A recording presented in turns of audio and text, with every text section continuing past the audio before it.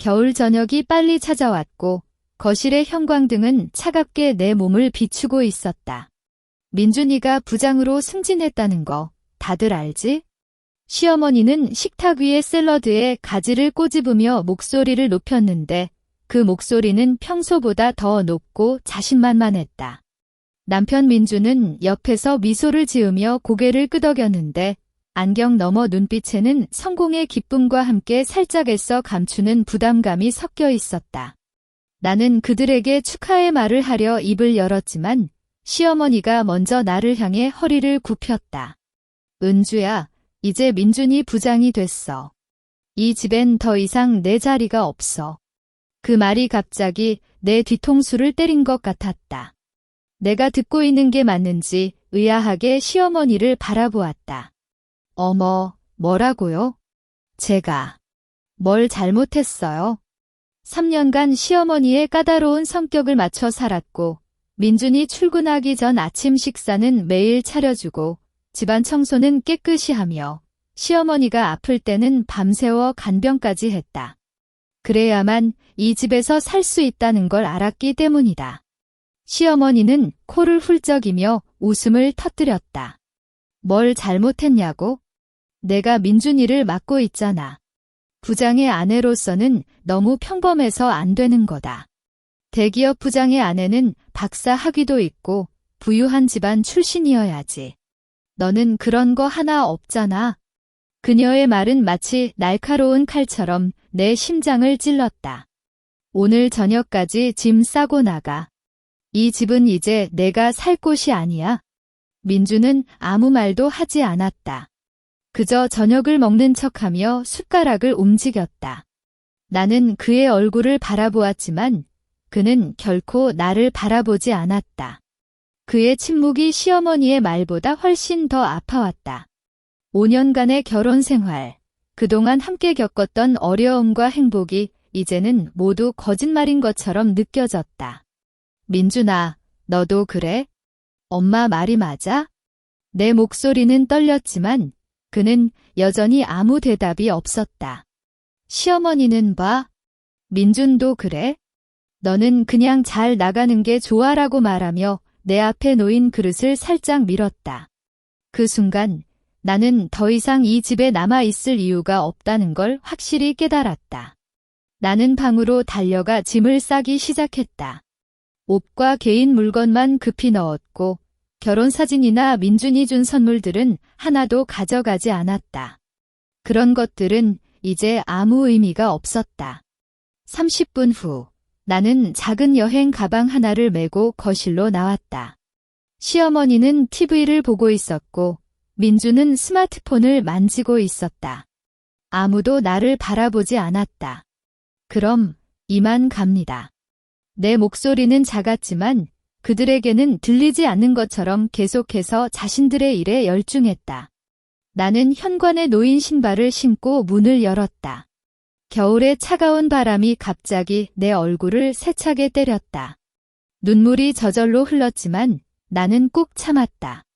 이제는 그들에게 보여줄 눈물이 없었다. 문을 닫는 순간 시어머니의 목소리가 뒤에서 들려왔다. 다시는 오지 마. 민준이의 길을 방해하지 마. 나는 뒤돌아보지 않고 걸었다. 겨울밤 길에는 사람이 거의 없었고 가로등 불빛이 내 그림자를 길게 느렸다. 나는 어디로 가야 할지 몰랐다. 친척들은 시어머니의 힘 때문에 나를 피했고 친구들은 결혼 후 거의 연락을 끊었다. 차가운 바람이 내 옷을 스치고 손이 얼어붙을 것 같았다. 나는 가방을 꽉 움켜쥐고 걸었는데 갑자기 생각이 떠올랐다. 민준이 승진을 위해 어떤 방법을 썼는지, 시어머니가 왜 이렇게 자신만만한지. 그동안 민준이 저녁을 늦게 들어오고 휴대폰을 항상 잠금 상태로 유지하는 걸 의심했지만 그를 믿었었다. 나는 길가에 있는 편의점으로 들어갔다. 따뜻한 공기를 마시며 숨을 고르고 카운터 앞에 전화 부스로 갔다. 내가 지금 할 수 있는 유일한 일은 그들에게 보상하는 것이다. 나는 민준의 휴대폰 번호를 누르고 기다렸다. 전화가 연결되는 소리가 울렸을 때 내 심장은 빠르게 뛰었다. 여보. 민준의 목소리가 들렸다. 그 목소리는 아직도 평온해 보였지만 나는 그 뒤에 숨겨진 이기심을 알고 있었다. 민준, 우리 집에 할 말이 있어? 내 목소리는 차갑고 단호했다. 내가 부장이 된 건 정말 축하한다. 하지만 너와 엄마가 한 일에 대한 대가를 치러야 해. 은주야, 뭐라고 하고 있어? 너 지금 어디야? 민준의 목소리에는 긴장감이 섞여 있었다. 시어머니의 욕소리가 배경에서 들렸다. 그 여자한테 뭐라고 하는 거야? 끊어. 나는 미소를 지으며 말했다. 5분 뒤면 내가 후회할 거야. 내가 승진한 건 그래서 파산할 거야. 나는 그렇게 말하고 전화를 끊었다. 편의점 카운터 아저씨가 나를 의아하게 쳐다봤지만 나는 신경 쓰지 않았다. 내가 한 일은 단지 진실을 알려주는 것뿐이다. 민준이 회사에서 부정한 방법으로 승진했다는 것, 그 회사가 이미 파산 직전이라는 것. 그 정보는 지난주 우연히 민준의 컴퓨터에서 본 문서에서 알게 됐다. 당시에는 믿지 않았지만 시어머니와 민준이 나를 쫓아낸 순간 이 정보가 나의 가장 강력한 무기가 되었다. 나는 편의점에서 따뜻한 차를 사고 창밖을 바라보았다. 겨울밤 하늘은 까맣고 별 하나 보이지 않았다. 하지만 내 마음속에는 타오르는 분노와 복수의 결심이 자라고 있었다. 5분이 지났을까? 내 휴대폰이 울렸다. 민준의 문자가 왔다. 회사에서 통보 왔어. 파산됐어. 어떻게 알았어? 은주야, 대답해. 나는 문자를 보고 미소를 지었다. 이제 게임은 시작이다. 시어머니와 민준이 나를 아프게 한 만큼 훨씬 더 큰 아픔을 주고 싶다. 나는 가방을 메고 편의점을 나갔다. 차가운 바람이 여전히 불지만 이제는 내 마음이 더 차갑다. 나는 새로운 길을 걸었고 그 길의 끝에는 복수와 새로운 시작이 기다리고 있었다. 휴대폰 화면에 민준의 문자가 또 울렸다. 은주야, 제발 대답해. 회사 사람들이 급히 연락하고 있는데 너 어떻게 그 사실을 알았어? 글자마다 그의 혼란과 긴장이 물씬 풍겨왔다. 나는 스마트폰을 손바닥에 뒤집어 놓았다. 화면이 어두워지는 순간 편의점 천장에 달린 난방관에서 물방울이 떨어지는 소리가 또렷하게 들렸다. 카운터 아저씨가 다시 나를 쳐다봤다. 이번엔 그의 눈빛에 걱정이 섞여 있었는데 나는 고개를 살짝 끄덕이고 창가 쪽 의자로 갔다. 가방을 의자에 놓고 앉았을 때 등이 저린 느낌이 왔다. 그동안 긴장해서 몸이 굳었던 모양이다. 나는 손으로 등을 쓰다듬으며 창밖을 바라보았다. 길에는 택시 한 대가 지나가고 보행자가 겨울 모자를 쓴 채 빠르게 걸어가고 있었다. 평범한 저녁이었지만 나와 민준의 집은 이미 지옥으로 떨어졌을 것이다. 휴대폰이 갑자기 울렸다. 민준의 번호였다.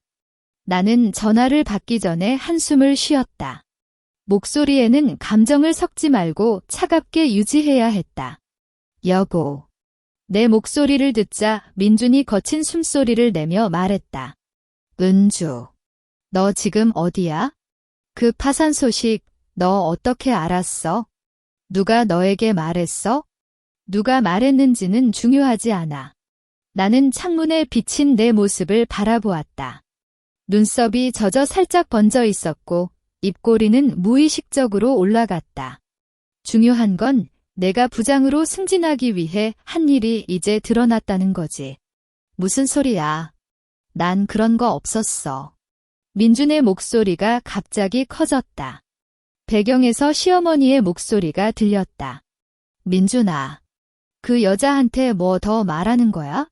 그래서 내가 이 여자를 싫어했어. 결국 우리 가족을 망치려는 거야. 시어머니는 소리를 지르고 있었다. 그 소리가 마치 나를 직접 보고 외치는 것처럼 내 귀를 아프게 했다. 나는 미소를 지으며 말했다. 엄마도 듣고 계시네. 그럼 좋아. 엄마도 기억할 거잖아. 지난달 민준이 직속 상사에게 돈을 건네고 경쟁자 파일을 조작한 거. 그래야만 부장 자리가 민준에게 갔었잖아. 전화 너머가 갑자기 조용해졌다. 심지어 시어머니의 목소리도 사라졌다. 나는 그 침묵을 즐기며 차를 마셨다. 차는 이미 식었지만 입안에는 쓴맛이 남았다. 어때, 민준? 말이 안 나오니? 그때 너는 은주야. 곧 부장이 돼서 우리 가족을 잘 살려줄게라고 했잖아. 그건 다 거짓이었어. 은주. 너 그걸 언제 봤어? 민준의 목소리가 떨렸다. 그의 용기가 점점 사라지는 걸 느꼈을 때 내 심장은 살짝 뛰었다. 나는 내 컴퓨터에서 봤어. 지난주 토요일 내가 샤워하러 갔을 때 숨겨둔 폴더 안에 있었지? 부장과의 카톡 기록, 은행 이체 내역까지. 그럼 그 파일을 내가 회사에 보냈어? 민준의 목소리에는 절망감이 섞여 있었다. 나는 대답하지 않고 그냥 침묵했다. 때로는 침묵이 말보다 더 큰 공포를 선사하잖아. 은주야, 제발. 그 파일을 회수해줘. 나 없으면 엄마도 살 수 없어. 우리 다시 시작할게. 이번엔 정말로. 다시 시작. 나는 웃음을 터뜨렸다. 그 웃음이 창문에 반사되어 나 자신도 겁먹을 정도로 차갑게 보였다. 민준, 내가 나를 현관으로 쫓아낼 때 다시 시작이라고 생각했어? 엄마가 이 집은 내 자리가 아니다라고 말할 때 너는 그렇게 생각하지 않았잖아. 이제 와서 후회하니? 그건 엄마의 말이었어. 나는 그렇게 생각하지 않았어. 민준이 소리를 지르며 변명했다. 시어머니의 울음소리가 배경에서 들려왔다. 민준아, 이 여자는 악마야. 우리는 이제 어떻게? 돈도 없고, 부장 자리도 없고. 시어머니는 계속 울고 있었다. 그 울음소리가 예전엔 연민이 느껴졌지만 이제는 그냥 시끄러울 뿐이었다. 나는 휴대폰을 귀에서 살짝 떼었다. 민준, 나는 이제 할 말이 없어. 너와 엄마가 한 일에 대한 대가는 이제 시작일 뿐이야. 은주, 기다려. 너 지금 어디야? 나 만나서 얘기하자. 민준이 애원했지만 나는 전화를 끊었다. 휴대폰을 주머니에 넣고 가방을 들었다. 편의점 아저씨가 나를 보며 인사를 건넸다. 잘 가세요. 추워서 조심히 다녀요. 나는 고개를 끄덕이고 문을 열었다. 밖은 여전히 차갑지만 내 마음은 이전보다 훨씬 가벼웠다. 첫 번째 타격은 성공적이었다. 그러나 나는 알고 있었다. 이것만으로는 충분하지 않다. 민준과 시어머니는 아직도 숨겨진 재산이 있을 거다. 시어머니가 평소에 우리 가족은 은행에 돈을 많이 저축해놨어라고 자랑하던 걸 기억했다. 그 돈이 어디에 있는지, 어떻게 그 돈까지 박탈할지 고민해야 했다. 나는 길가에 서서 휴대폰을 꺼냈다. 지난주 민준의 동료였던 영호 씨의 번호를 찾았다. 영호 씨는 민준이 부장으로 승진한 뒤 갑자기 회사를 그만뒀다. 당시 민준은 영호가 개인 사정이 생겼어라고 말했지만 나는 그게 아닌 걸 느꼈었다. 영호 씨에게 연락해서 민준의 부정 행위에 대한 더 많은 증거를 얻어야겠다. 나는 영호 씨에게 문자를 보냈다. 영호 씨, 저는 김은주예요. 민준 씨의 아내입니다. 민준 씨의 일과 관련해서 이야기하고 싶은데 시간 있으신가요? 문자를 보낸 뒤 나는 기다렸다. 겨울바람이 내 얼굴을 때려도 이제는 느낄 수 없었다. 복수의 불씨가 내 마음속에서 더 크게 타오르고 있었기 때문이다. 휴대폰 화면이 다시 밝아졌을 때 나는 무의식적으로 손을 뗐다. 마치 뜨거운 석탄을 만진 것처럼. 영호 씨의 문자가 온 건지 아니면 민준이 또 혼란스럽게 문자를 보낸 건지 긴장했다. 하지만 화면에 보이는 건 단순한 시간 표시뿐이었다. 20시 17분. 내가 민준에게 전화를 끄는 건 20시 12분이었다. 딱 5분이 지났다. 손가락이 저절로 휴대폰을 움켜쥐었다. 금속 케이스가 겨울바람에 차갑게 식어 내 손바닥에 차가움을 전해주었다. 나는 편의점 카운터 옆에 서서 숨을 고르려 했다. 하지만 심장이 너무 빨리 뛰어서 숨이 제대로 들어오지 않았다. 정말 파산 통보가 올까? 하는 생각이 갑자기 들었다. 지난주 민준의 컴퓨터에서 본 문서는 12월 중순 부채 정리 불가로 파산 결정이라고 적혀 있었지만 혹시 내 기억이 틀렸을지도 모른다는 불안이 살짝 떠올랐다. 그때 휴대폰이 진동했다. 짧은 진동이 3번 반복되며 내 주머니를 살짝 흔들었다. 나는 숨을 참고 휴대폰을 꺼냈다.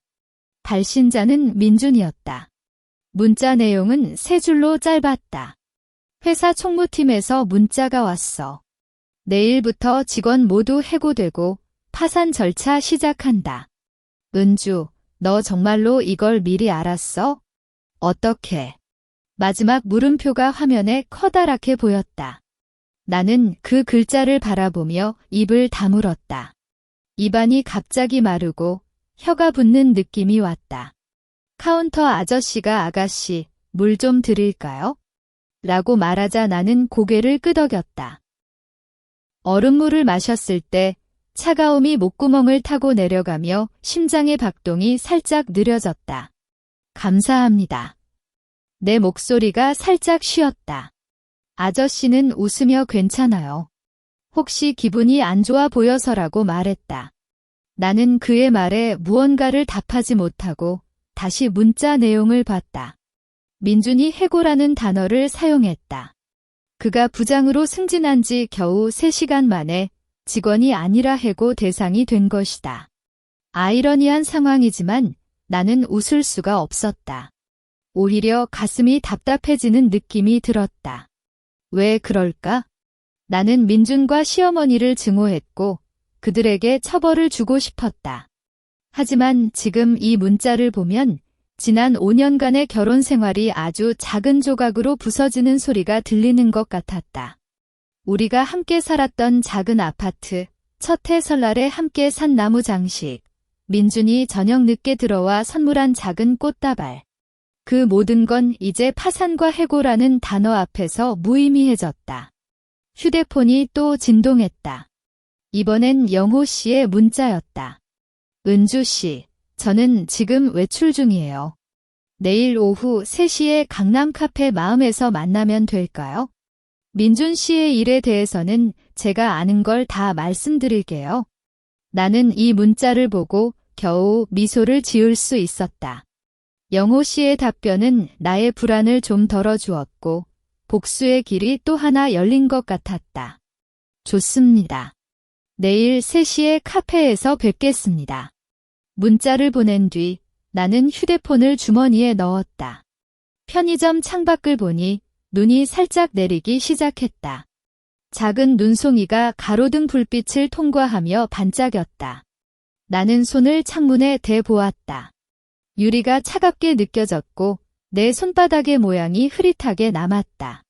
아가씨, 눈이 내리네요. 갈 곳 정하셨어요.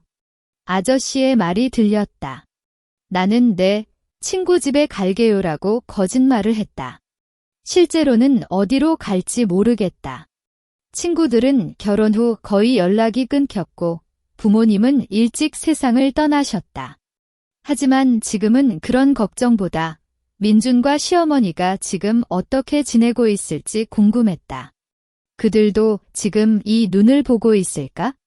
시어머니는 민준이 부장이 됐어라고 자랑하며 친구들에게 전화했을 텐데 이제는 그 친구들에게 어떻게 말할까? 민준은 부장으로서 첫 업무를 준비했을 텐데 지금은 해고 통지를 받고 혼란스러울 것이다. 그들의 어리둥절한 모습이 눈앞에 떠올라 나는 심장이 살짝 뛰었다. 나는 가방을 들고 편의점을 나갔다. 눈송이가 내 얼굴에 떨어져 차갑게 느껴졌다. 나는 우산도 없이 길을 걸었다. 눈이 점점 많아져서 앞길이 흐릿해졌다. 그럼에도 불구하고 나는 걸었다.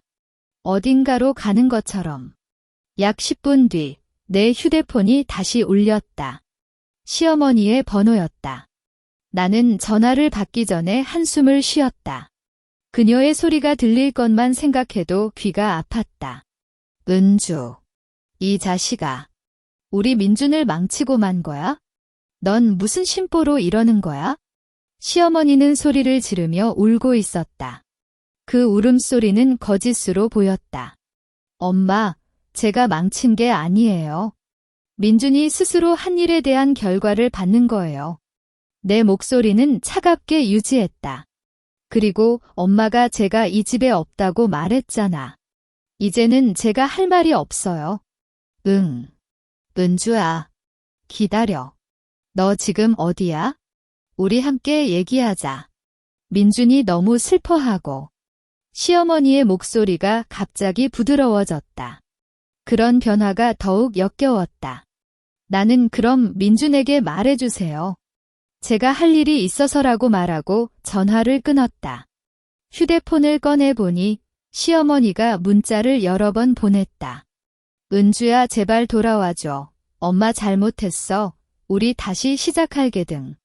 나는 이 문자들을 보고 휴대폰을 껐다. 화면이 어두워지는 순간 눈이 더 많이 내리기 시작했다. 나는 가방을 꽉 움켜쥐고 앞으로 걸었다. 이제 돌아갈 곳은 없었다. 오직 앞으로만 갈 수 있었다. 눈이 점점 세차게 내리면서 내 어깨에 눈송이가 쌓이기 시작했다. 발이 얼어붙을 것 같아 걸음을 멈추고 주변을 둘러보았다. 길가에 하숙집이라는 간판이 흐릿하게 보였다. 평소라면 절대 들어가지 않을 곳이지만 이제는 선택의 여지가 없었다. 나는 가방을 메고 문을 열었다. 아가씨, 숙박하시겠어요? 카운터 뒤에서 늙은 할머니가 고개를 내밀었다. 그녀의 눈에는 온화한 빛이 있었다. 네, 방 하나만 빌려주세요. 가장 저렴한 걸로요? 할머니는 알겠어요. 3층에 빈 방이 있어요라고 말하며 열쇠를 건넸다. 계단은 좁고 어두웠지만 따뜻한 온기가 느껴졌다. 방은 작고 심플했다. 침대 하나, 소파 하나, 작은 창문이 있었다. 나는 가방을 바닥에 내려놓고 창문을 열었다. 밖은 눈밤으로 뒤덮여 있었고 멀리 아파트 단지의 불빛이 보였다. 그중 하나가 민준과 시어머니의 집일 가능성이 높았다. 나는 그 불빛을 바라보며 앉았다. 그들은 지금 뭘 하고 있을까? 시어머니는 아직 울고 있을까? 아니면 민준을 탓하며 소리치고 있을까? 나는 그 생각에 눈을 감았다. 갑자기 과거의 기억이 떠올랐다. 작년 겨울, 민준이 회사에서 실패해서 속상해할 때 시어머니는 아들아 괜찮아. 은주가 해결해 줄 거야 라고 말하며 나를 바라보았다. 그때도 나는 민준을 위로하고 집안일을 모두 처리하며 버텼다. 하지만 이제는 그들에게 아무것도 해줄 수 없다. 휴대폰을 켰다. 배터리가 30% 남아 있었다. 시어머니의 문자가 또 여러 개 왔지만 나는 보지 않고 삭제했다. 대신 영호 씨에게 문자를 보냈다. 내일 3시 카페에서 뵙겠습니다. 혹시 민준 씨와 관련된 증거물을 가져오실 수 있으시면 좋겠어요. 영호 씨는 금방 답장했다. 네, 제가 가져갈게요. 민준 씨가 저에게도 잘못을 저질렀어요. 그 문자를 보고 나는 마음이 좀 놓였다. 영호 씨도 민준의 부정행위로 피해를 입었다는 건 그의 증언이 더욱 설득력 있을 것이라는 뜻이었다. 나는 침대에 누웠지만 잠이 오지 않았다. 심장이 계속 빠르게 뛰었고 민준과 시어머니의 모습이 눈앞에 떠올랐다. 그때 갑자기 민준의 집이 떠올랐다. 거실에 놓인 시어머니가 가장 아끼던 꽃병, 민준이 사랑스럽게 여겼던 게임기, 내 방이었던 작은 공간. 지금 그 집은 어떨까? 아마도 난장판일 거다. 시어머니는 파산 소식을 듣고 충격받아 그릇을 떨어뜨렸을 것이고 민준은 소파에 앉아 스마트폰을 만지며 절망에 빠져 있을 것이다. 나는 방에서 나와 1층 카운터로 갔다. 할머니가 TV를 보고 계셨다. 할머니, 이 근처에 XX 아파트가 있나요? 나는 민준의 집 주소를 말했다. 할머니는 아하, 맞아요. 걸어서 10분 거리에 있어요라고 말했다. 그 아파트에 지금 무슨 일이 생긴 건가요? 방금 경찰차가 지나갔어요. 경찰차. 나는 눈을 크게 떴다. 정말인가요? 그러니까요. 2대나 지나갔어. 아마도 무슨 문제가 생긴 거겠죠? 할머니는 가볍게 말했지만 나는 심장이 터질 것 같았다. 민준과 시어머니가 무슨 일을 저질렀을까? 아니면 회사 파산과 관련된 문제인가? 나는 감사합니다라고 말하며 다시 방으로 들어갔다. 경찰차 소식은 내 예상과 달랐다. 나는 그들에게 단지 경제적 타격을 주고 싶었을 뿐 법적 문제까지 불러일으키려 한 건 아니었다. 하지만 이제는 이미 돌이킬 수 없다. 나는 창문을 열고 밖을 바라보았다. 눈은 여전히 내리고 있었지만 경찰차는 더 이상 보이지 않았다. 약 1시간 후 휴대폰이 울렸다. 알 수 없는 번호였다. 나는 의심하며 전화를 받았다. 여보세요? 은주 씨, 저 영호예요. 죄송하지만 내일 만나는 거 좀 미루고 싶어요. 영호 씨의 목소리가 긴장되어 있었다. 왜요? 무슨 일이 생긴 거예요? 민준이 저한테 전화했어? 그는 내가 은주 만나려고 하지? 그러면 너도 큰일 나게 될 거다라고 협박했어. 저는 지금 집에 숨어 있어요. 나는 깜짝 놀랐다. 민준이 이렇게까지 할 줄은 몰랐다. 영호 씨, 괜찮아요.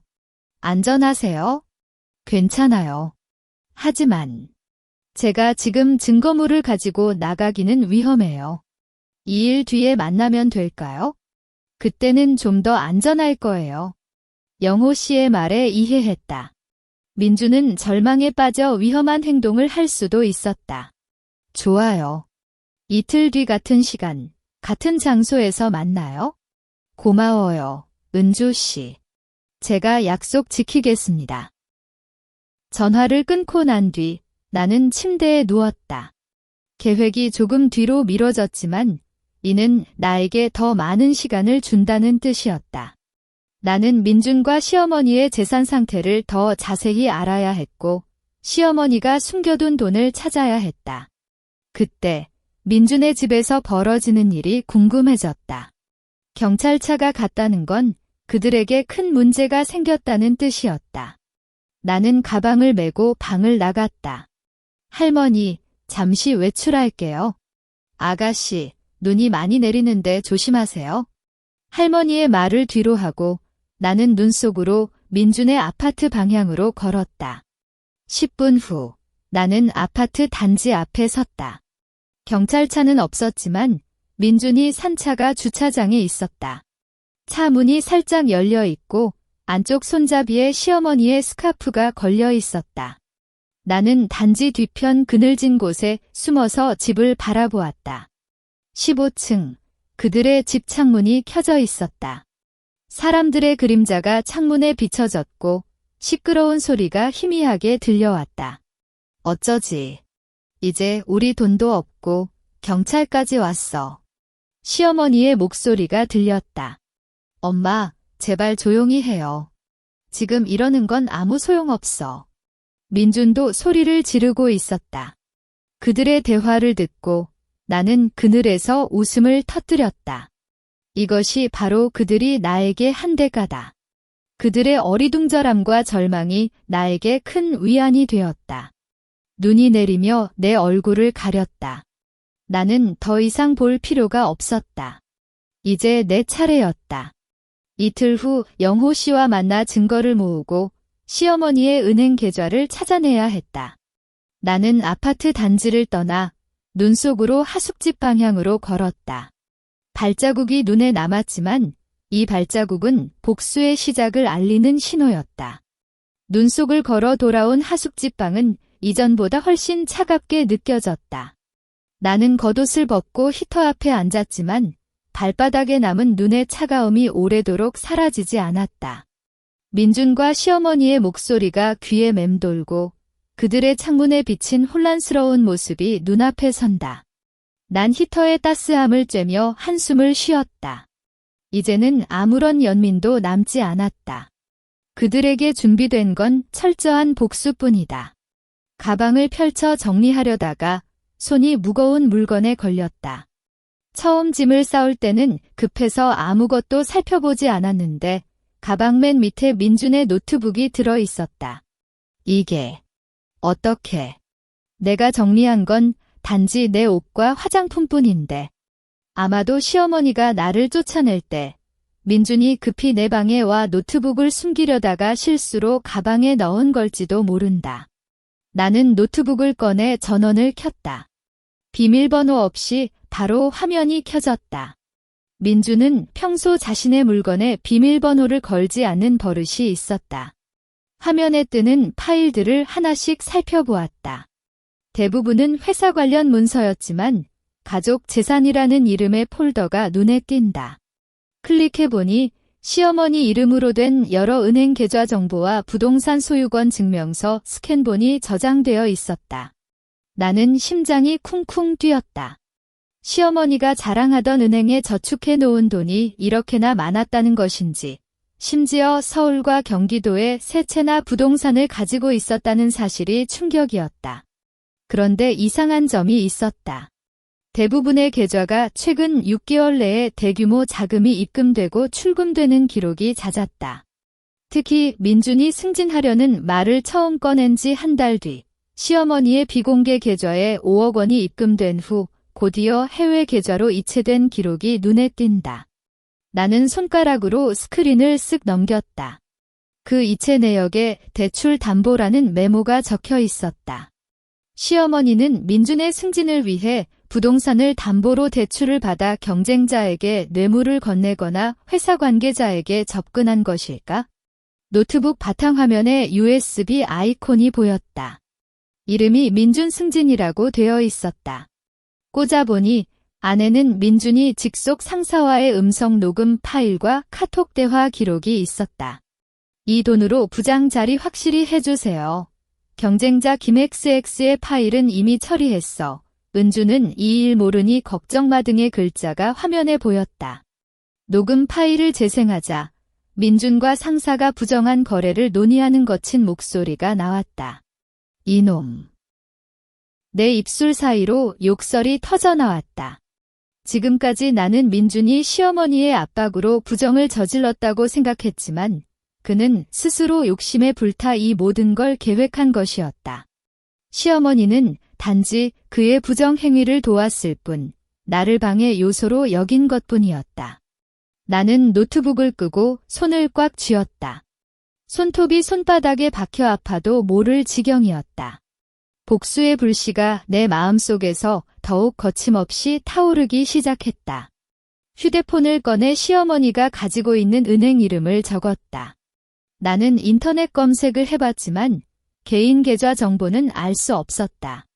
하지만 노트북에 저장된 계좌번호 중 하나를 입력해보니 해당 은행의 지점이 민준의 아파트 근처에 있다는 정보가 나왔다.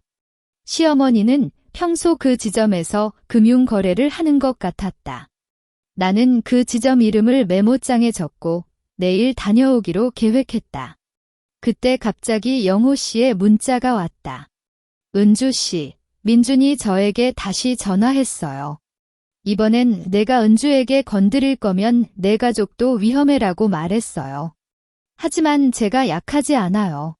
증거물을 잘 보관하고 있으니 이틀 뒤 만나서 함께 해결하겠습니다.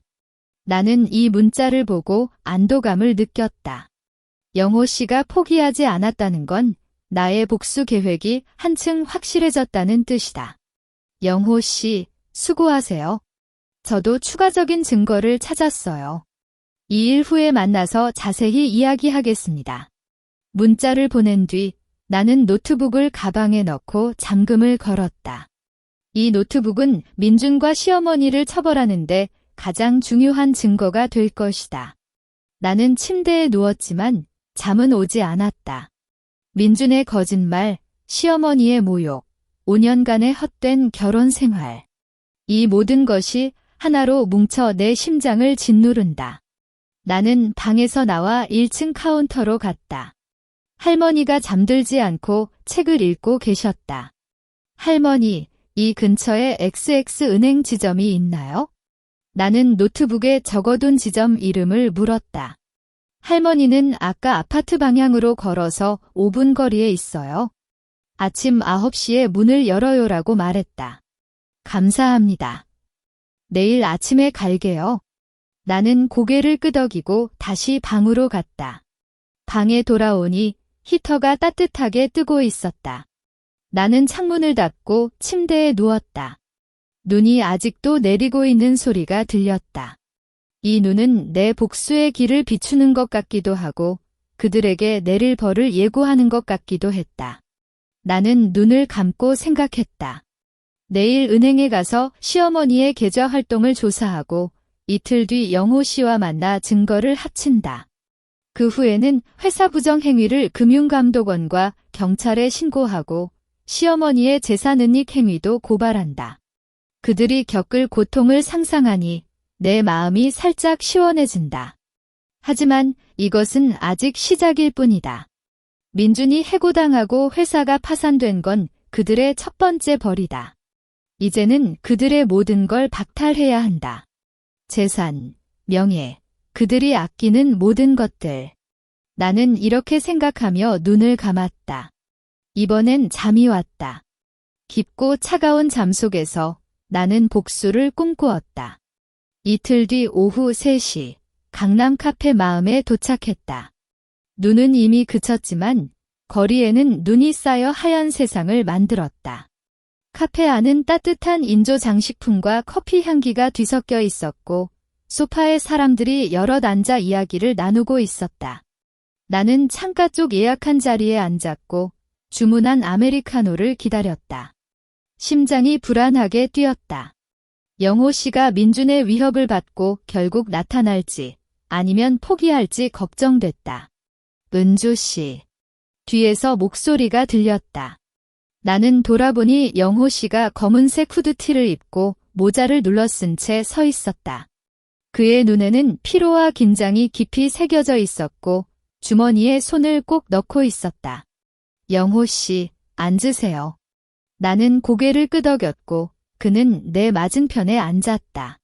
민준이 아직도 전화하지 않나요? 아니요. 어제 저녁 마지막으로 전화했고 그 뒤론 연락이 없어요. 하지만 저는 항상 주변을 의식하고 다녀요. 영호 씨는 목소리를 낮추며 말했고 주변을 살피는 눈빛이 불안했다. 카페 직원이 아메리카노를 가져왔다. 영호 씨는 아무것도 주문하지 않았다. 증거물. 가지고 오셨어요. 나는 목소리를 살짝 낮췄다. 영호 씨는 고개를 끄덕이며 가방에서 검은색 크라프트지 봉투를 꺼냈다. 봉투는 밀봉되어 있고 구멍에 빨간색 왁스를 떨어뜨려 인장을 찍은 모습이었다. 이 안에 민준이 부정행위를 한 증거가 다 들어있어요. 저는 회사에서 받은 내역서, 동료들의 증언서, 그리고 민준이 경쟁자에게 피해를 입히는 걸 목격한 사진까지 담았어요. 나는 봉투를 받았다. 무게감이 느껴졌다. 손이 살짝 떨렸지만 꽉 움켜쥐었다. 영호 씨, 왜 이렇게 위험한 일을 해주시는 거예요? 민준이 당신에게 위협까지 했잖아요. 영호 씨는 한숨을 쉬며 말했다. 민준이 저를 해고시켰어요. 승진을 위해 저의 업무 성과를 빼앗고 잘못을 저질렀을 때는 저를 뒤로 던졌어요. 저는 그냥 참을 수 없었어요. 은주 씨가 먼저 연락해줘서 다행이에요. 그의 눈에는 분노와 원한이 섞여 있었다.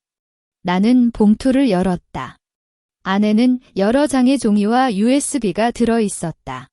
첫 번째 종이는 민준이 회사에서 경쟁자인 김 씨의 프로젝트 파일을 삭제한 기록이었다. 컴퓨터 접속 시간과 IP 주소가 명시되어 있고 영호 씨가 당시 근처에 있었다는 증언도 적혀 있었다. 다음은 동료 3명의 증언서였다. 민준 씨는 직속 상사에게 2억 원을 건네고 부장 자리를 요청했다. 민준 씨는 김 씨의 개인정보를 유출시켜 프로젝트 참여 자격을 박탈했다 등의 내용이 적혀 있었다. USB를 꺼내 휴대폰에 연결했다. 안에는 민준이 경쟁자에게 협박하는 음성 녹음 파일과 시어머니가 상사의 아내에게 명품 가방을 선물하는 영상이 있었다. 영상 속 시어머니는 웃으며 민준이 부장이 되면 우리 가족이 잘 챙겨줄게라고 말하고 있었다. 나는 이 모든 것을 보며 입을 다물었다. 노트북에서 찾은 증거와 이번에 영호 씨가 준 증거가 합쳐지면 민준과 시어머니의 부정행위는 부정할 수 없을 것이다. 감사합니다. 영호 씨. 이 증거들이 정말 중요해요. 내 목소리에는 감동이 섞여 있었다. 영호 씨는 괜찮아요. 저도 이제 정의를 받고 싶어요. 민준이 이렇게 사람을 이용하고 착취하는 건 더 이상 참을 수 없어요. 그는 커피를 마시지 않고 계속해서 주변을 살폈다. 은주 씨, 이 증거로 뭐 하실 건가요? 금융감독원과 경찰에 신고할 거예요. 민준의 부정거래와 시어머니의 재산은닉 행위를 함께 고발할 거예요. 영호 씨는 고개를 끄덕이며 그럼 저도 필요한 게 있으면 말씀해 주세요. 저도 증언할 준비가 되어 있어요. 그의 말을 듣고 나는 마음이 좀 놓였다. 혼자서 복수를 진행하는 것보다 함께 싸우는 사람이 있다는 건 큰 힘이 됐다. 그럼 이제 저는 먼저 갈게요. 민준이 이 카페를 알고 있을 수도 있어서 위험해요. 영호 씨는 급히 일어났고 은주 씨도 조심하세요. 민준은 절망에 빠지면 무슨 짓이든 할 수 있어요. 라고 말하며 문을 향해 걸어갔다. 나는 봉투를 가방에 넣고 남은 아메리카노를 마시며 생각했다. 이제 증거는 충분하다. 민준의 부정 승진, 시어머니의 뇌물 제공과 재산 은닉, 두 사람의 공모 행위를 모두 증명할 수 있다. 다음 단계는 시어머니의 은행 계좌를 조사하고 금융감독원에 신고하는 것이다. 그리고 경찰에 민준의 부정 행위를 고발하여 법적 처벌을 받게 해야 한다. 카페 창문에 비친 내 모습을 바라보았다. 눈썹이 단단해졌고 입꼬리는 살짝 올라갔다. 지난 5년간의 아름다운 결혼 생활은 모두 거짓이었지만 이제는 그 거짓을 깨고 자신을 구할 수 있었다. 나는 가방을 들고 카페를 나갔다. 거리에는 햇살이 눈에 반사되어 반짝였다. 따뜻한 햇살이 내 얼굴을 비추며 오랫동안 느껴지지 않았던 평온함이 찾아왔다. 하지만 이 평온은 잠시뿐이었다. 휴대폰을 꺼내 노트북에 적어둔 시어머니의 은행 지점 정보를 확인했다. 오늘은 이미 늦었으니 내일 아침 은행에 가서 시어머니의 계좌 활동을 조사해야 했다. 은행에 직접 갔다가 시어머니를 만나는 건 위험하니 익명으로 금융감독원에 신고하고 관련 증거를 제출하는 방안도 생각했다. 나는 지하철역으로 걸어갔다. 길가에 아이들이 눈사람을 만들고 웃고 있었고 부부들이 손을 잡고 산책을 하고 있었다. 그 모습을 보며 나는 과거의 내 모습을 떠올렸다. 민준과 함께 산책하며 미래를 꿈꾸던 날들, 시어머니에게 마음을 맞추려 애쓰던 날들. 그 모든 건 이제 끝났다. 이제는 복수를 통해 새로운 시작을 만들어야 했다. 지하철이 왔다. 문이 열리며 차가운 공기가 밀려왔다. 나는 안으로 들어가 자리에 앉았다.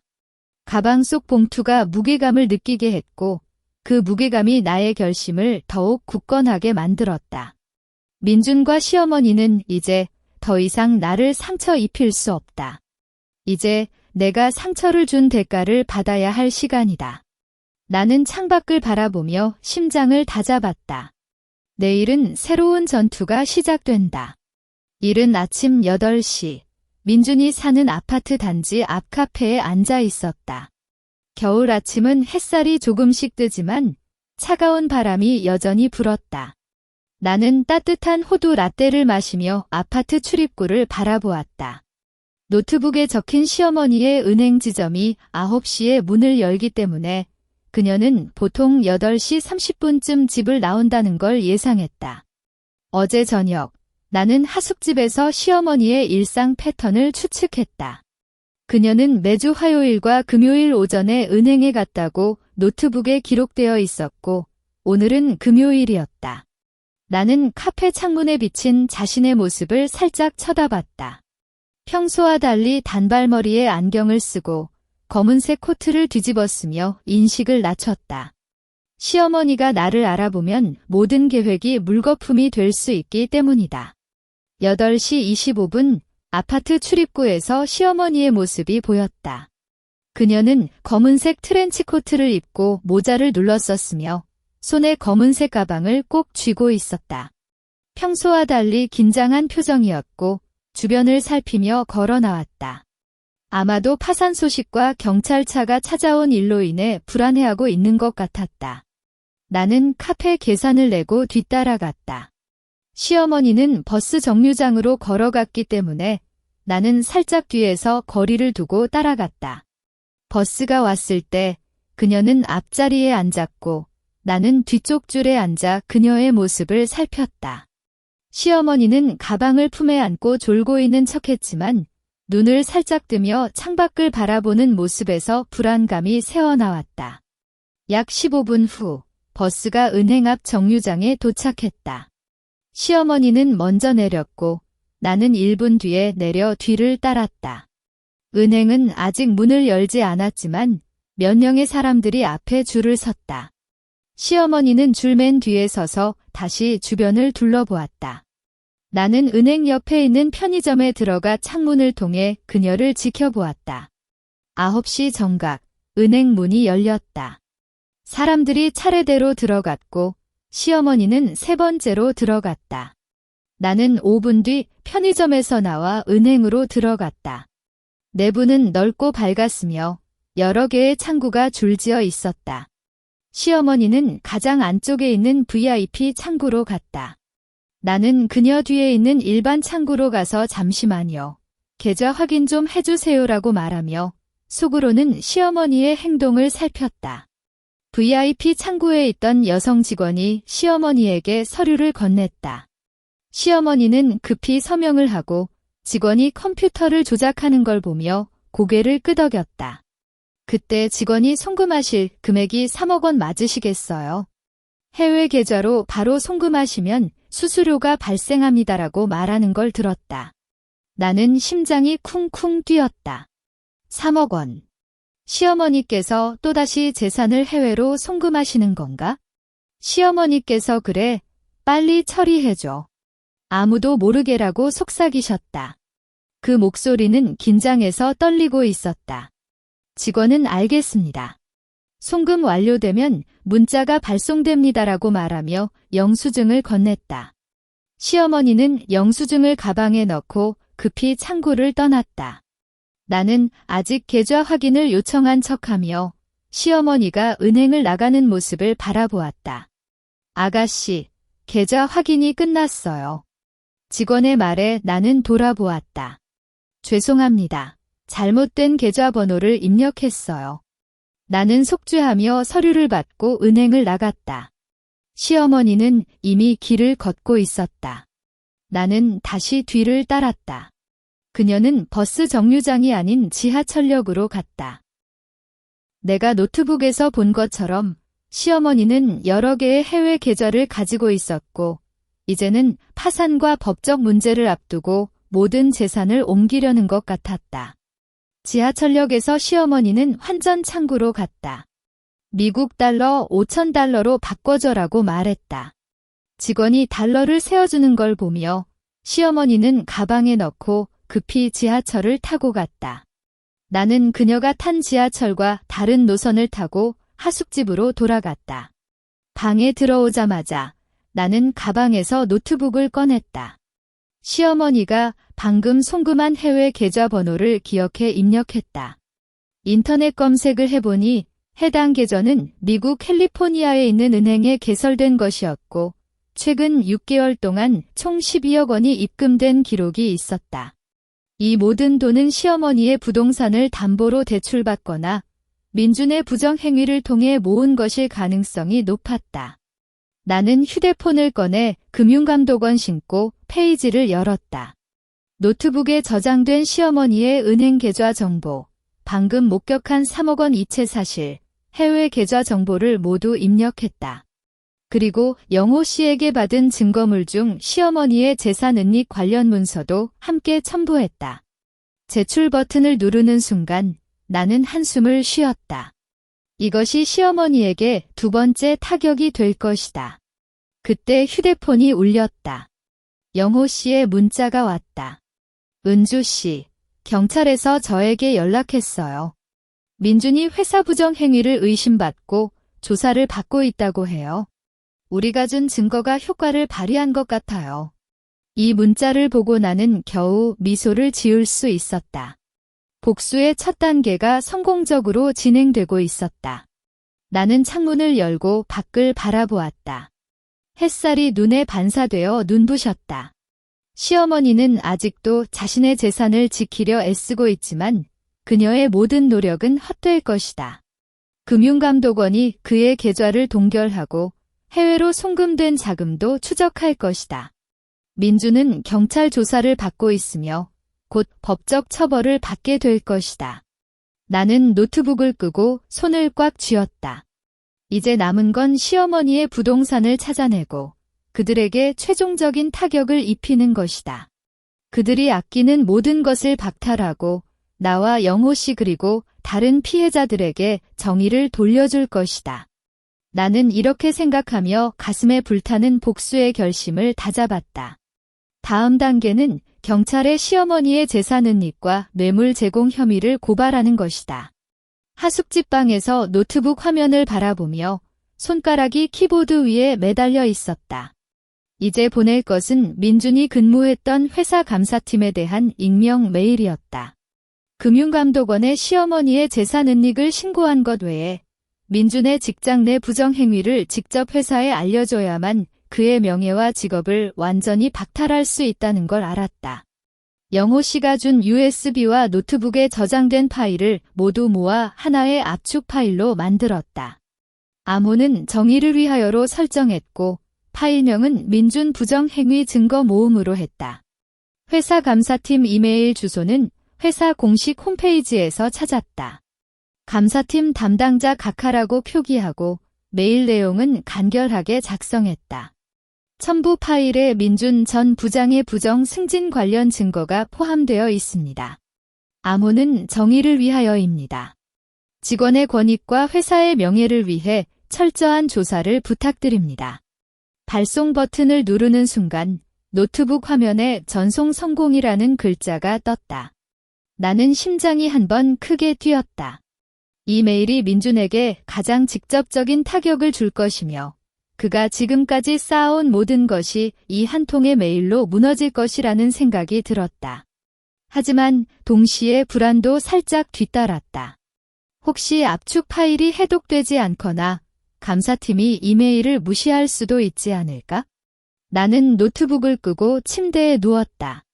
햇살이 창문을 통해 들어와 방 안을 따뜻하게 만들었지만 내 마음은 차갑게 굳어 있었다. 기다리는 시간이 매우 길었다. 1시간, 2시간이 지나도 아무 소식 없었다.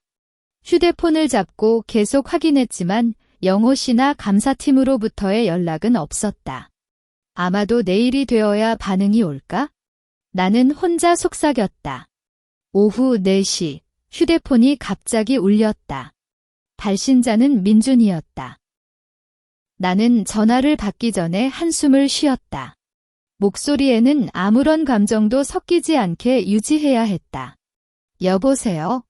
은주. 너지. 너 감사팀에 뭘 보냈어? 민준의 목소리는 거칠고 절망에 찬 것이었다. 배경에서 시어머니의 울음소리와 함께 민준아. 이제 확실히 망했어. 라는 소리가 들렸다. 나는 미소를 지으며 말했다. 뭐라고요? 저는 아무것도 몰라요. 거짓말. 감사팀에서 익명으로 증거가 제출됐다고 통보했어. 그 증거는 너밖에 없어.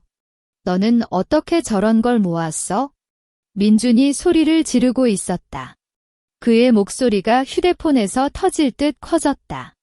민준, 너는 이제야 알았어. 내가 부정행위를 할 때 이런 날이 올 줄 몰랐어? 내 목소리는 차갑고 평온했다.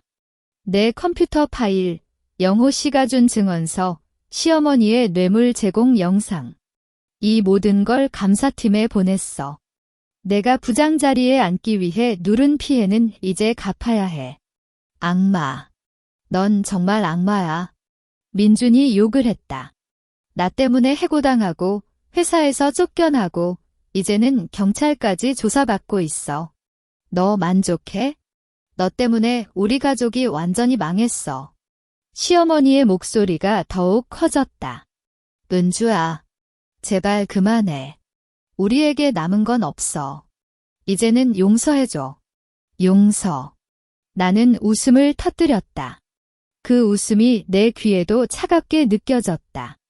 엄마, 내가 나를 현관으로 쫓아내고 다시는 오지 말라고 말할 때 용서란 단어를 한 번도 생각하지 않았잖아. 민준이 나를 속이고 부정행위를 할 때 용서를 생각했어? 이제 와서 용서를 바란다고? 전화 너머가 갑자기 조용해졌다. 심지어 시어머니의 울음소리도 사라졌다. 나는 그 침묵을 즐기며 창밖을 바라보았다. 햇살이 눈에 반사되어 눈부셨다. 민준, 이것이 너와 엄마가 내게 한 대가의 첫 번째 부분이야. 이제부터는 훨씬 더 큰 벌이 기다릴 거다. 뭐라고? 너 또 뭐 하려고 해? 민준의 목소리가 떨렸다. 그의 용기가 완전히 사라졌다. 금융감독원에 시어머니의 재산 은닉과 뇌물 제공 혐의를 신고했어. 그리고 경찰에도 내 부정행위를 고발했어. 이제 너희는 재산도 잃고 자유도 잃게 될 거야. 민준이 절규하는 소리가 들렸다. 그 뒤로는 전화가 끊기는 소리가 났다. 나는 휴대폰을 보고 입을 다물었다. 심장은 여전히 빠르게 뛰고 있었지만 오랫동안 쌓여오던 분노와 원한이 조금씩 풀리는 느낌이었다. 이것이 첫 번째 타격이었다. 하지만 이것만으로는 충분하지 않다. 그들에게는 아직도 남은 것이 있었다. 휴대폰이 다시 울렸다. 영호 씨의 문자가 왔다. 은주 씨, 회사에서 공식 발표했어요. 민준이 부정 승진과 직장 내 부정 행위로 인해 영구해고 처리됐고 회사 측에서 법적 책임을 추구한다고 해요. 감사팀이 우리가 준 증거를 인정했다는 뜻이에요. 이 문자를 보고 나는 눈물이 자연스럽게 흘렀다. 하지만 이 눈물은 슬픔이 아니라 정의가 이루어진 감동과 안도감이었다. 나는 창문을 열고 밖을 바라보았다. 거리에는 사람들이 활기차게 걸어가고 아이들의 웃음소리가 들려왔다. 이 세상은 여전히 평온했지만 민준과 시어머니의 세상은 이미 무너져 내렸다. 나는 손을 창문에 대보았다. 따뜻한 햇살이 손바닥을 데웠다. 이제 남은 단계는 두 가지였다. 시어머니의 부동산을 찾아내고 그들에게 최종적인 법적 처벌을 받게 하는 것이다. 나는 노트북을 다시 켰다. 시어머니의 부동산 소유권 증명서를 다시 살펴보았다. 서울 강남구에 있는 아파트 한 채, 경기도 부천시에 있는 상가 건물 한 채, 그리고 제주도에 있는 땅 한 필지였다. 이 부동산들이 모두 대출 담보로 사용되었을 가능성이 높았지만 아직도 그 소유권은 시어머니 명의로 되어 있었다. 나는 이 정보를 경찰에 전달해야 했다. 휴대폰을 꺼내 경찰 신고 페이지를 열었다. 시어머니의 부동산 정보, 재산 은닉 증거, 뇌물 제공 관련 영상 파일을 모두 첨부했다. 민준과 김복자, 시어머니 이름은 부정행위와 재산 은닉, 뇌물 제공 등으로 인해 여러 법률을 위반했습니다. 관련 증거를 첨부하오니 철저한 조사를 부탁드립니다. 라고 메시지를 작성하고 제출했다. 전송 성공 알림이 뜨는 순간 나는 크게 한숨을 내쉬었다. 이제 모든 것을 경찰에게 맡길 수 있었다. 민준과 시어머니는 이제 더 이상 도망칠 수 없다. 그들이 저지른 모든 잘못에 대해 법적 책임을 져야 하고 그들의 모든 것을 잃어야 한다. 나는 침대에 누웠다. 햇살이 내 얼굴을 비추고 오랫동안 느껴보지 못했던 평온함이 찾아왔다. 복수의 길은 아직 끝나지 않았지만 가장 중요한 단계는 성공적으로 마쳤다. 휴대폰이 울렸을 때 나는 하숙집 방에서 노트북으로 시어머니의 부동산 정보를 정리하고 있었다. 발신자는 알 수 없는 번호였지만 직감적으로 경찰에서 온 통화라고 생각했다. 여보세요? 금융감독원 신고하신 김복자 씨의 재산은닉 사건 관련입니다. 확인해보니 김복자 씨의 국내 모든 계좌가 동결되었고 해외로 송금된 자금도 추적 중입니다. 또한 제출해주신 부동산 정보를 바탕으로 관련 부동산에 대한 임시 보전 처분을 신청했습니다. 경찰관의 차분한 목소리가 들려왔다. 나는 심장이 한번 크게 뛰었다. 그렇다면 김복자 씨는 이제 돈을 사용할 수 없나요? 네, 국내 계좌는 완전히 동결되었고 부동산도 매매나 대출이 불가능합니다. 추가로 민준 씨의 부정행위 관련해서도 조사가 진행 중이며 곧 증인으로 출석해 주시기를 바랍니다. 알겠습니다. 필요한 경우 연락 주세요. 전화를 끊은 뒤 나는 눈을 감고 한숨을 쉬었다. 시어머니의 재산이 모두 박탈된 것이다. 이제 그녀는 아무것도 남지 않았다. 그때 갑자기 휴대폰에 민준의 번호로부터 여러 개의 문자가 몰려왔다. 은주, 엄마 계좌가 모두 동결됐어. 돈도 꺼낼 수 없고 부동산도 갈아입을 수 없어. 어떡해. 이제 우리는 진짜로 일무소유야. 은주야, 제발 살려줘. 내 때문에 이렇게 된 거잖아. 문자 내용은 절망에 찬 것이었고 글자마다 민준의 혼란과 공포가 느껴졌다. 나는 이 문자들을 하나도 답하지 않고 삭제했다. 이제 그들의 아파트는 어떨까? 아마도 서로 탓하며 다투고 있을 거다. 나는 가방을 메고 하숙집을 나갔다. 할머니께 잠시 외출할게요라고 말했고 그녀는 조심히 다녀와요라고 답했다. 민준의 아파트 단지로 향했다. 지하철을 타고 30분 후 아파트 앞에 도착했다. 경찰차가 2대 주차되어 있었고 몇 명의 경찰관이 아파트 안으로 들어가고 있었다. 주민들이 주변에서 속삭이며 쳐다보고 있었다. 이 집에 무슨 일이 생긴 거지? 아마도 파산 관련이거나 불법 거래 아닐까? 그들의 이야기를 들으며 나는 단지 뒤편의 그늘진 곳에 숨어 있었다. 15층, 민준의 집 창문이 열려 있었다. 시어머니의 울음소리와 민준의 외침소리가 바람을 타고 내려왔다. 엄마, 이제 알겠어. 내 때문에 이렇게 된 거잖아. 내가 대출을 받아 뇌물을 건네고 재산을 해외로 옮기려 했던 거. 이제는 다 사라졌어. 민준이 소리치고 있었다. 이런 걸 누가 알았겠어. 은주 그 여자가 우리를 망친 거잖아. 너도 그 여자를 잘못 뽑았어. 그래서 이런 결과가 나온 거야. 시어머니도 소리치며 맞받아쳤다. 엄마, 너도 나를 탓해. 너는 나의 부장 자리를 위해 모든 걸 걸었잖아. 이제 와서 나를 탓해. 그럼 뭐라고 해? 너도 부장 자리에 미치지 않았어. 나도 너 때문에 이렇게 된 거야. 두 사람은 서로 욕을 퍼부으며 물건을 던지는 소리도 들렸다. 그 소리가 아파트 단지에 울려 퍼졌다. 주민들이 창문을 열어보고 몇몇 사람은 아파트 앞으로 모여 관찰했다. 나는 그늘에서 이 모든 걸 바라보았다. 시어머니가 민준에게 너는 나의 아들인데 이렇게 나를 대하는 거야? 라고 울며 소리치고 민준은 엄마, 너 때문에 나도 해고당하고 경찰 조사받고 있어. 이제는 살 길이 없어. 라고 외쳤다. 그들의 모습은 한참 전 민준이 부장이 되었다고 자랑하던 모습과는 천지 차이였다. 나는 이 광경을 보며 웃음을 터뜨렸다. 이것이 바로 그들이 나에게 한 대가다. 그들의 가족은 완전히 붕괴된 것이다. 경찰관들이 민준의 집에서 나왔다. 민준과 시어머니가 경찰관들에게 붙잡혀 나왔다. 시어머니는 머리를 헝클어뜨리고 울고 있었고 민준은 무기력하게 고개를 숙이고 있었다. 김민준 씨, 김복자 씨, 부정거래와 재산은닉, 뇌물 제공 혐의로 구속조사를 받아야 합니다. 이제 따라오세요. 경찰관이 말했고 두 사람은 저항하려다가 결국 경찰차에 탔다. 경찰차가 떠나는 모습을 보며 나는 그늘에서 나왔다.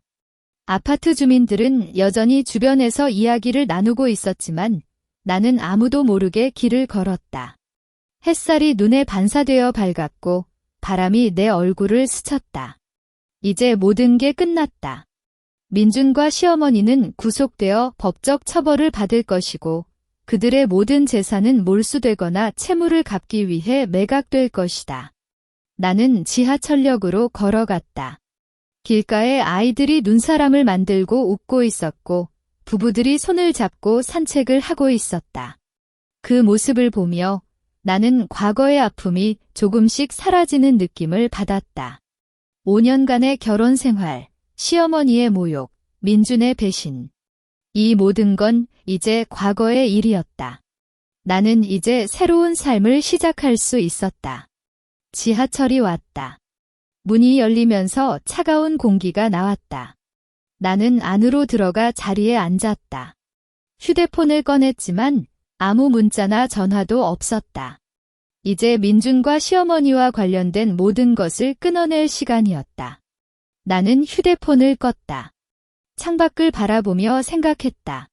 앞으로는 어떤 삶을 살아야 할까? 아마도 혼자 평온하게 살고 싶었다. 작은 집을 구하고 자신이 좋아하는 일을 찾아서 복수의 목표는 달성했다. 하지만 이 기쁨보다는 평온함이 더 크게 느껴졌다. 그들이 겪는 고통을 보며 시원함을 느꼈지만 동시에 그만큼의 아픔도 겪었기 때문이다. 이제 과거를 잊고 앞으로 나아가야 한다. 나는 이렇게 생각하며 마음을 다잡았다. 다음 단계는 새로운 삶을 시작하는 것이다. 법원 선고가 나온 날, 겨울이 끝나고 봄이 찾아왔다. 휴대폰에 경찰관으로부터 문자가 왔어요. 김민준 씨는 부정거래 및 뇌물 제공 혐의로 3년형, 김복자 씨는 재산은닉 및 뇌물 제공 혐의로 2년형 선고를 받았습니다. 모든 재산은 채무상환 및 국가 몰수 처리되었습니다. 단순한 문자였지만 나는 그 글자를 바라보며 오랫동안 숨겨왔던 한숨을 크게 내쉬었다. 나는 그때 하숙집을 떠나 작은 원룸을 구했다. 서울 근교의 평화로운 동네였고 창문 밖에는 작은 공원이 있었다. 아침마다 새소리가 들리고 봄날의 햇살이 방 안을 따뜻하게 채웠다. 나는 이 집에서 혼자 평온하게 살기 시작했다. 민준과 시어머니와 관련된 모든 물건은 버렸고 노트북도 증거 제출 후 경찰에 넘겼다. 이제 그들에 대한 모든 기억을 지우고 싶었다. 아침 9시에 일어나 아침 식사를 하고 운동을 했다. 오후에는 카페에서 독서를 하거나 온라인으로 디자인 관련 강의를 들었다. 예전부터 디자인에 관심이 있었지만 결혼 후 시어머니의 방해와 민준의 업무로 인해 포기했던 꿈이 다시 살아났다.